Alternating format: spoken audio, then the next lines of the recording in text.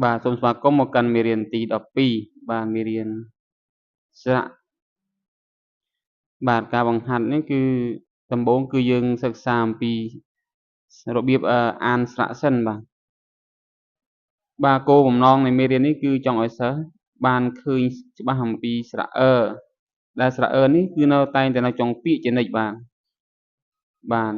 ហើយស្រៈនេះគឺតែងតែនៅចុងពាក្យមិនថានាមឬគ្រាអាសព្ទទេ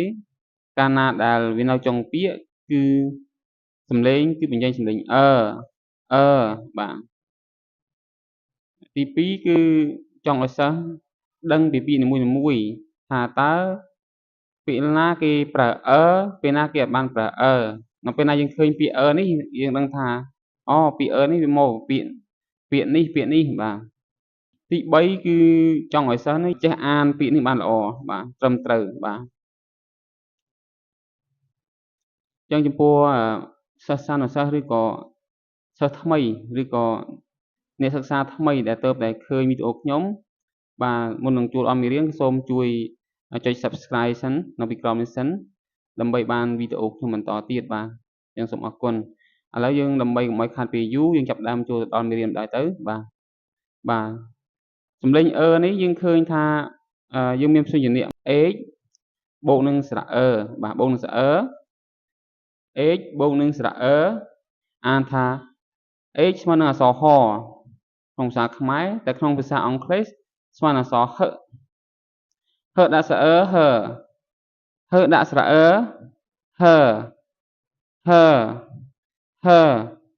ហប្រែថានាងបាទនាងពាក្យទី2យើងឃើញមានពាក្យយើងឃើញមាន w o n d ដែលអានថាវ៉ាន់វ៉ាន់ដវ៉ាន់នេះយើងឃើញមានព្យញ្ជនៈយើងឃើញមាន w o n d បូកជាមួយនឹងស្រៈអានថ្មីបានយើងអានថា wonderនេះប្រែថាអស្ចារ្យឬក៏ភាពអស្ចារ្យបាទពាក្យទី3យើងឃើញមានពាក្យ farm យើងឃើញមានព្យញ្ជនៈf បូកនឹងស្រៈអាបូកជាមួយនឹងបូកជាមួយនឹង n បូកជាមួយនឹងស្រៈកន្ទុយបាទយើងអានថា farmer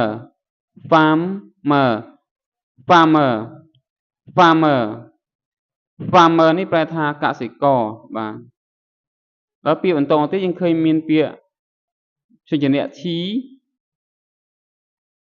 e a c h អានថា teach បូកជាមួយនឹងស្រៈអានថា teacher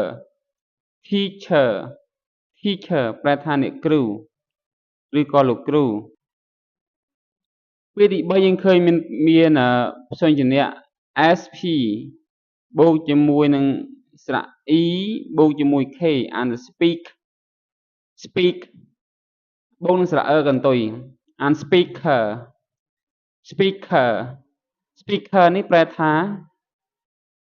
ឧបករណ៍បំពងសំឡេងឬក៏គុណបាសតូចបាទ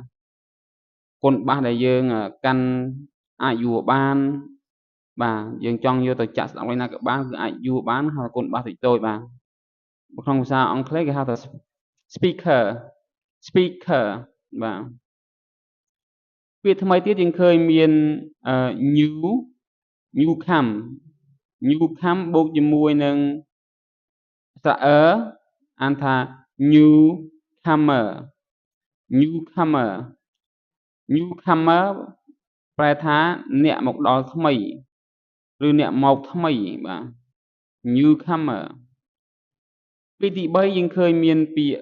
ព្យញ្ជនៈ s ing អានថា sing បូកជាមួយស្រៈ